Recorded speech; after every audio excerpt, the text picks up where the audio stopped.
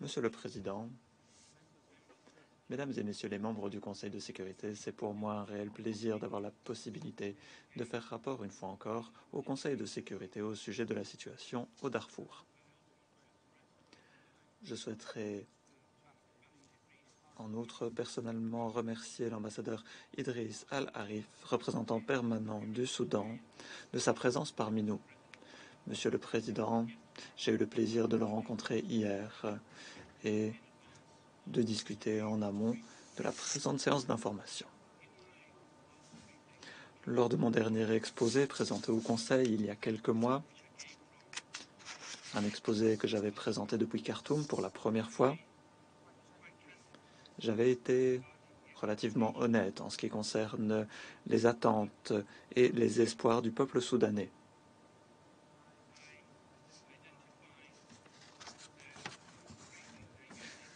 J'ai remarqué qu'ils aspiraient à la justice. J'avais également dressé un cap qui, en tant que bureau et en tant que communauté internationale, nous l'espérions, nous permettrait de nous acquitter de nos responsabilités face à eux. Nous avons tenté de nous acquitter de ces responsabilités en procédant à des enquêtes plus ciblées, en posant des actes considérés et délibérés, de sorte à ce que nous puissions réellement mériter la confiance placée en nous si généreusement par le peuple du Darfour, la confiance exprimée à chaque fois que nous rencontrons des Soudanais au Soudan ou ailleurs. Afin d'y parvenir, j'avais présenté dans mon dernier rapport de nouveaux critères de référence. Des critères qui nous permettraient de savoir où nous en sommes et dans quel sens nous avançons pour nous acquitter de la résolution 1593. Nous avons réalisé d'importants progrès, des progrès qu'il est possible non seulement de mesurer par le biais de nos discours, de nos propos, mais également par le biais d'indicateurs quantifiables. Le nombre de témoins entendus, par exemple, les témoignages présentés par des rescapés héroïques, par des survivants qui ont pu se présenter au tribunal. Le procès contre M. Ali Abdrahman, également connu sous le nom de Ali Kouchaïb, a réalisé d'importants progrès depuis son lancement. Plus de 78 jours d'audience ont eu lieu, plus de 50 témoins ont été entendus à la CPI. Et bien évidemment, nombre de preuves ont été enregistrées. Leurs témoignages ont donné vie aux témoignages poignants des victimes et survivants, des témoignages qui vous ont poussé, vous, Conseil de sécurité, à saisir la CPI de cette question il y a près de 20 ans. Ces témoins ont pu confronter les accusés et voir leurs témoignages examinés par des juges impartiaux, créant un précédent qui pourrait ouvrir la voie à un verdict une fois les audiences terminées. Un verdict portant sur la responsabilité des individus. Et je me dois, Monsieur le Président, de saluer l'héroïsme, la persévérance, le dévouement des rescapés qui ont témoigné dans le cadre de cette affaire.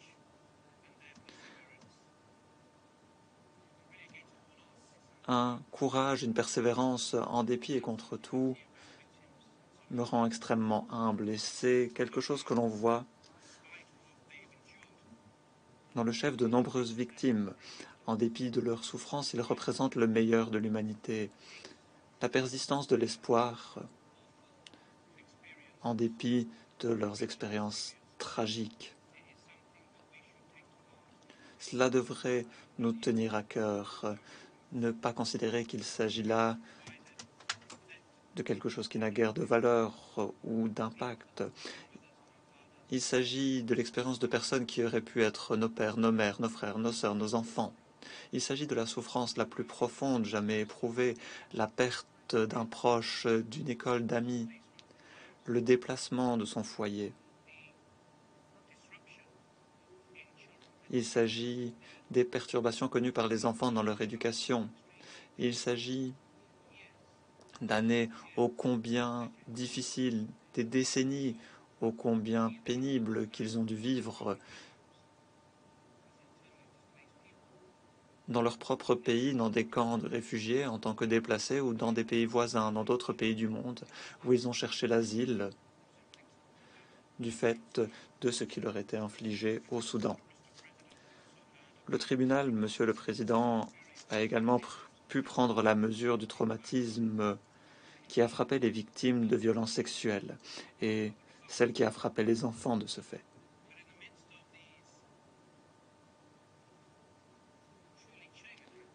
Mais avec en toile de fond ces récits réellement glaçants, il est remarquable que l'espoir ait persisté.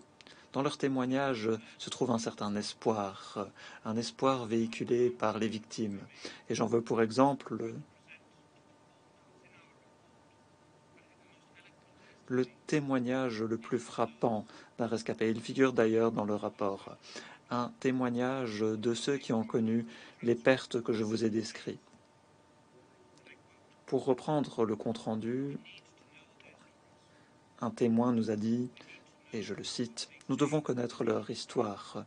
Nous devons savoir leur dire quant à ceux qui ont tué leur famille, ceux qui les ont déplacés, ceux qui les ont spoliés, ceux qui ont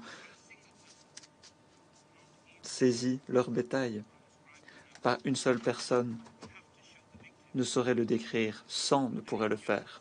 Nous devons montrer aux victimes que la justice existe encore dans le monde. » Monsieur le Président, c'est cette prière, cet espoir, cet impératif qui a poussé le Conseil à transférer la question à la CPI. Ce n'était pas un exercice de politique, dans mon humble opinion, c'était un exercice d'humanité, une obligation juridique d'appliquer les responsabilités du Conseil en vertu de la Charte. Et j'ai le plaisir de dire que le procès avance bien. Le bureau du procureur entend clore l'affaire d'ici la fin du mois.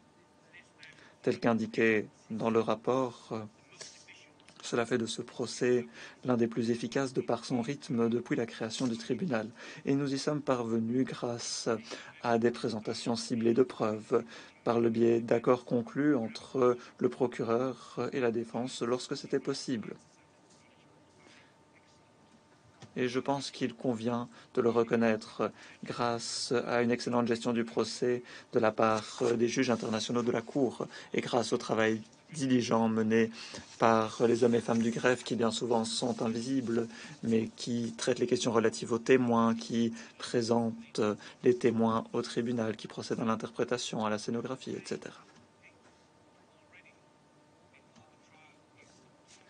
Avant même que le procès ne se termine, je pense que nous pouvons déjà trouver une certaine fierté, tirer des enseignements des organes judiciaires par le comportement des victimes notamment.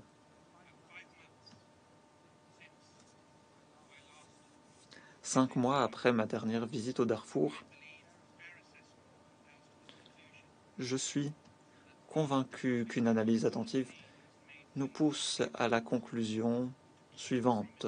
Mon bureau a fait tout ce qui était en son pouvoir afin de tenir la promesse qu'il a formulée face aux communautés que j'ai eu le plaisir de rencontrer, d'écouter, avec lesquelles j'ai pu interagir. Et grâce aux mesures cumulées, grâce aux ressources supplémentaires qui ont été déployées, grâce à nos efforts visant à obtenir davantage d'informations, nous avons tenté de porter à La Haye, à mon bureau, le sens d'urgence que nous avons ressenti de manière si présente dans le chef de ceux qui ont été déplacés au Darfour. Toutefois, Monsieur le Président, il demeure un aspect fondamental de nos travaux, un aspect sur lequel nous devons nous pencher. Comme indiqué dans mon rapport, et c'est manifeste, la coopération du gouvernement soudanais est d'une importance critique si nous souhaitons satisfaire les besoins du peuple du Darfour. Malheureusement, la vérité, et je regrette de devoir le dire, c'est que le gouvernement soudanais ne satisfait pas les exigences en matière de coopération formulées par le Conseil en vertu du chapitre 7 de la Charte et en vertu de la résolution 1593 de 2005.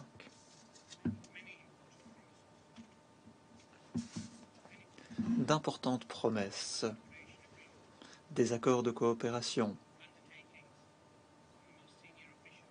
des engagements pris par les plus hauts dignitaires du pays, des engagements pris en me regardant droit dans les yeux lors de ma dernière visite, des engagements couchés sur papier dans le cadre de protocoles d'accord n'ont guère été tenus. Et j'ai malheureusement le devoir de vous dire que la coopération s'est détériorée. Elle ne s'est guère améliorée depuis mon dernier exposé. Dans mon rapport, je tente de présenter de manière précise les tristes lacunes qui existent, les tristes écarts qui existent entre les propos et les actes du gouvernement soudanais. Malgré les engagements pris lors de ma visite au Soudan, l'accès au pays est devenu plus difficile encore. De nouveaux obstacles administratifs ont été mis en place. Et il aura fallu déployer des efforts considérables, ne serait-ce que pour obtenir un visa à entrée unique. La promesse d'émettre des visas à entrée multiples ne s'est pas concrétisée, mais ce n'est que le début de l'histoire. Même lorsque nous obtenons un visa à entrée unique, un visa limité dans le temps, nous devons obtenir des permis de voyage internes pour nous rendre par exemple au Darfour. Et selon certaines décisions, nous ne pouvons pas obtenir ces visas avant notre voyage. Il faut donc envoyer une équipe au Darfour, une équipe qui doit alors attendre pour faire son travail. Et si c'est important, à mes yeux, c'est parce que nous avons un travail à faire, un travail que nous tentons de faire. Bien que les fonctionnaires internationaux attendent dans des hôtels, à Khartoum, dans des hôtels, des enfants, des femmes, des hommes, attendent dans des camps de réfugiés. Ils attendent que justice soit rendue. Et c'est leur patience, et non la mienne, qui m'inquiète. L'accès aux documents et aux témoins demeure restreint. Et il demeure des défis considérables pour avoir accès, ne serait-ce qu'à des documents qui devraient être publics, les archives nationales par exemple. Au cours de la période à l'examen, ces 6 derniers mois, malheureusement, pas une seule demande d'assistance n'a obtenu de réponse positive de la part du gouvernement soudanais. Plus de 34 demandes demeurent en suspens. Et je continue d'attendre que soit officiellement approuvé ce qui m'a été promis oralement et ce qui figure dans un protocole d'entente qui a été signé, à savoir la possibilité de créer un bureau à Khartoum. Monsieur le Président, on pourrait dire qu'il s'agit de questions d'ordre bureaucratique, qu'il s'agit d'une preuve d'un dysfonctionnement plutôt que d'une obstruction volontaire. Le temps nous le dira. Mais une chose est claire, les choses se détériorent. Elle s'était améliorée et elle pourrait une fois encore s'améliorer s'il existe la volonté de coopérer, conformément à la résolution 1593. Monsieur le Président, avec tout le respect que je dois aux personnes responsables au Soudan, un changement de comportement est nécessaire. Ce dont il est question, c'est du pouvoir, de la crédibilité, non pas de la CPI, non pas de mon bureau, mais bien du Conseil. Les décisions et obligations, lorsqu'elles sont appliquées par le Conseil, peuvent-elles être négligées? Un individu, un État, une autorité peut-elle le fouler aux pieds la volonté du Conseil de sécurité? Si la réponse est oui, quel espoir nous reste-t-il? Et si la réponse est non, quelles sont les options à la disposition des États membres? Quelles sont les décisions que peut prendre le Conseil afin de promouvoir la mise en œuvre des obligations internationales?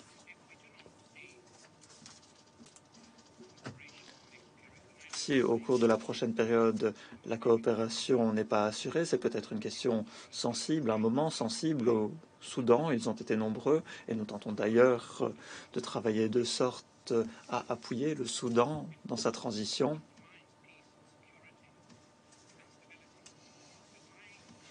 De sorte à veiller à la paix et la stabilité.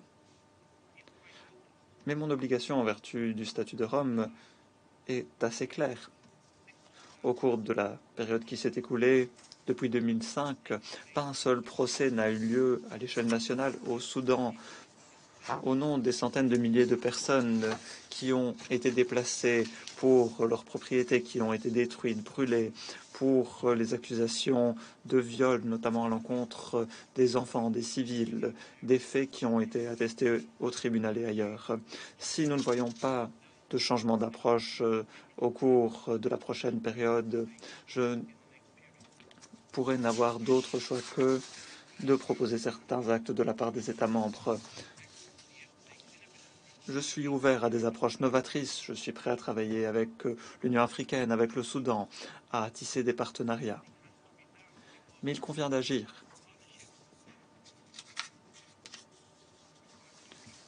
Pour tisser un partenariat, il faut deux personnes, deux entités qui doivent travailler ensemble. Comme on le dit en anglais, il faut être deux pour danser le tango. Nous ne pourrons avancer seuls. Et si nous devons faire cavalier seul, nous ne pourrons arriver à notre objectif, à savoir établir la vérité. Ceux qui souhaitent saper la reddition de comptes ne doivent pouvoir guider nos efforts. Je l'ai dit hier et je l'ai dit à Khartoum. J'espère de tout cœur que nous pourrons tisser un partenariat avec le Soudan, que le Soudan pourra, en son nom propre, au nom de son image internationale, au nom de sa population, au nom de son avenir, qu'il pourra mettre à partie la feuille de route que j'ai présentée. Ce serait bénéfique pour la justice internationale et, à mes yeux, pour le Soudan également. Nous tenterons de veiller à ce que tous ceux qui souhaitent saper les travaux de la Cour en refusant de coopérer ne puissent atteindre leurs objectifs. Et c'est pour cette raison que nous avons tissé des partenariats, que nous avons rencontré des États tiers, des organisations internationales, de sorte à renforcer les preuves dont nous disposons en nous appuyant sur plusieurs sources. Et j'ai le plaisir de dire qu'au cours de la période qui s'est écoulée, nous avons renforcé la coopération. Et cela a porté ses fruits. Nos nouvelles approches nous ont permis d'obtenir de nouvelles preuves au sujet des individus à l'encontre desquels il demeure des mandats en suspens. Mais davantage reste à faire. Je pense qu'il serait juste de saluer les États qui nous ont prêté main forte. Tout le monde devrait être l'ami de l'humanité. Les fractures au Conseil ou au sein de la communauté internationale ne sauraient nous en empêcher. Il est question d'humanité, tout simplement. Et j'espère pouvoir, dans cette jungle d'informations, trouver une voie de sorte à pouvoir établir la vérité, atteindre notre objectif et ainsi façonner une feuille de route qui me permettra de m'acquitter de mes responsabilités en vertu du statut, ainsi que de mes responsabilités face au Conseil, tout en trouvant une manière de clore l'affaire. Comme je l'ai dit, il ne saurait s'agir d'une histoire sempiternelle. Au cours de la période qui s'est écoulée, nous avons procédé à un exercice de cartographie exhaustif avec plusieurs États tiers. Je pense que ce sera un exercice extrêmement important et j'espère pouvoir vous en dire davantage lors de mon prochain exposé au Conseil. En sus des exposés réalisés auprès de ces partenaires, nous avons tenté d'être dans le camp de l'humanité et de la justice. Et parfois, la contribution la plus précieuse est offerte par ceux qui offrent leurs services complètement gratuitement, et je souhaiterais saluer Madame Amal Koumi qui est à mes côtés. Je la remercie de son dévouement en faveur de la justice. Cela montre réellement que lorsque nous travaillons ensemble, nous pouvons faire une réelle différence. Mais cela requiert de nous de faire front commun de manière apolitique, de sorte à pouvoir établir de manière impartiale la vérité. Lors de mon prochain exposé au Conseil, j'espère pouvoir dire que la coopération entre mon bureau et les autorités soudanaises aura été revitalisée de sorte à ce que nous puissions nous acquitter du mandat émis par le Conseil. Et bien évidemment, cela serait le reflet de la promesse formulée par le gouvernement soudanais lors de ma dernière visite. Que cette coopération ait lieu ou non, je suis sûr que je pourrai vous en dire davantage au sujet des progrès réalisés dans le cadre du procès actuel. Et j'espère que de nouvelles voies se dégageront pour assurer la reddition de comptes. La question n'est pas de savoir si nous pouvons nous acquitter du mandat, mais plutôt comment. Grâce à l'adoption d'une nouvelle stratégie, grâce aux nouvelles ressources, grâce aux enquêtes menées de manière plus diligente, nous pouvons veiller à ce que on continue d'avancer en faveur de la justice.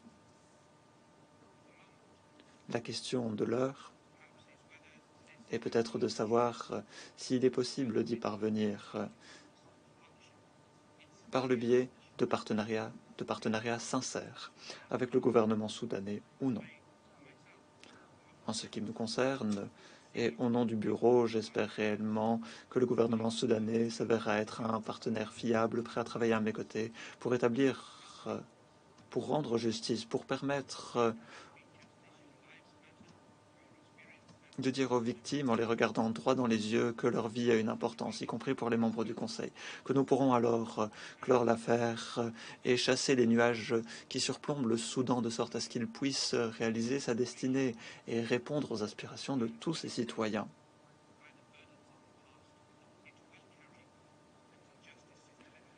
Nous espérons ainsi pouvoir rendre justice. Les victimes et les survivants doivent toujours être dans nos esprits, et je pense qu'il est essentiel de les garder à l'esprit.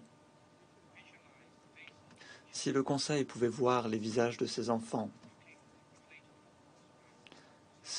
qui jouent avec des balles dégonflées, qui portent des vêtements qui ont été portés par des générations, par des vêtements portés par leurs propres parents dans ces camps. Ils se heurtent à de nombreux défis et je pense que si nous pouvions le faire, nous parviendrions à interrompre le discours politique, comprendre l'autorité que continue de porter le Conseil et comprendre que nous devons nous acquitter de nos responsabilités d'une manière dont nous pouvons être fiers. Depuis que j'ai entamé mes responsabilités en tant que procureur, il y a environ 18 mois, j'ai de manière déterminée tenté, aux côtés de mon équipe, de réformer, réorganiser, améliorer les procédures de mon bureau, son fonctionnement, de sorte à assurer un professionnalisme plus grand, de sorte à être capable de m'acquitter de mes propres responsabilités en vertu du statut de Rome. Et avec le plus grand respect que je vous dois, peut-être l'heure est venue, peut-être est-il dû de longue date que le Soudan fasse montre d'un même engagement à coopérer avec mon bureau. En tant que fonction du droit international, conformément à la résolution 1593, c'est ce qui est attendu de lui. Je l'ai dit, les juges jugeront ce qui est dit en salle d'audience, mais l'histoire nous juge toutes et tous. Je vous remercie.